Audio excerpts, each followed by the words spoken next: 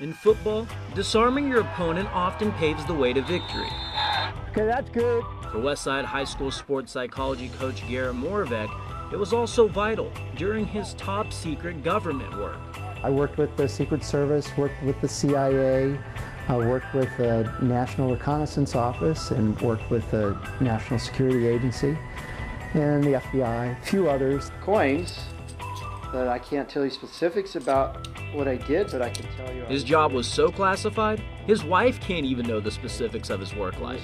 The National Security Agency, they gave that to me for some work that I did. And it keeps his players guessing too. It's been on my mind, I'm not gonna lie, I wanna know. Oh yeah, I wonder all the time. Ask me if aliens are real, different things like that. They're not getting anything out of this steel trap here. Moravec has degrees in both sports psychology and information and telecommunication systems. He was inspired by his father, who had a military background, so he chose a similar line of work. He used psychology to trick enemies into making mistakes, and then his technical background to frustrate them. There wasn't bullets or bombs. Nobody was going to die with my kind of stuff. I would maybe frustrate an adversary by turning off their electricity or, screwing up their network in some way. But Moravec always kept a passion for sports.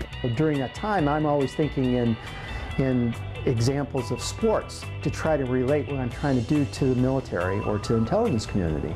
A player in his younger days and a coach in the 90s, he decided last year he wanted to coach again. It's so similar in that influencing an adversary, but also trying to lift up and use positive psychology to lift up your team and the people around you.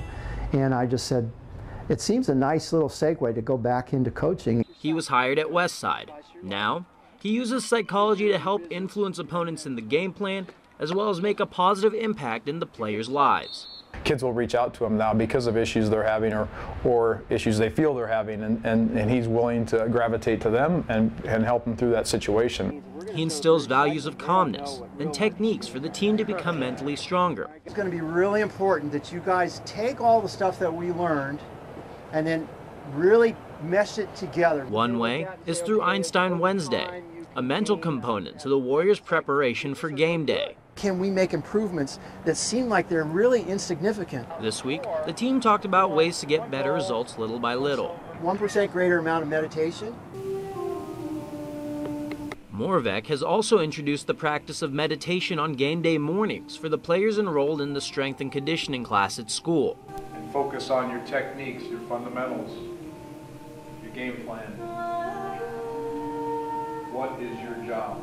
That's even carried over to the players doing it in their own time. I got a lot of things on my plate right now, like I'm playing 3 sports. It kind of gets difficult at times, and like when I'm sitting there meditating for like 3 minutes, it's a little refresher. In the morning I woke up for the ACT, I used it, and then just because I get kind of like anxiety and stuff for that, those big tests, but meditating really helped me lower my heart rate and calm down. And the students appreciate how much their coach has impacted their lives. He's just such a morally strong coach and such a great person that I know I can always depend on him for anything and everything, and I just know he's always going to have my back. Moravec has used his background to leverage his athletes on and off the field. It's a philosophy this team has bought into, and maybe a big reason why Westside is competing for a Class A state title. Karthik Venkatraman, OSI. That particular iPhone. Any guess? 5,000? Pretty close.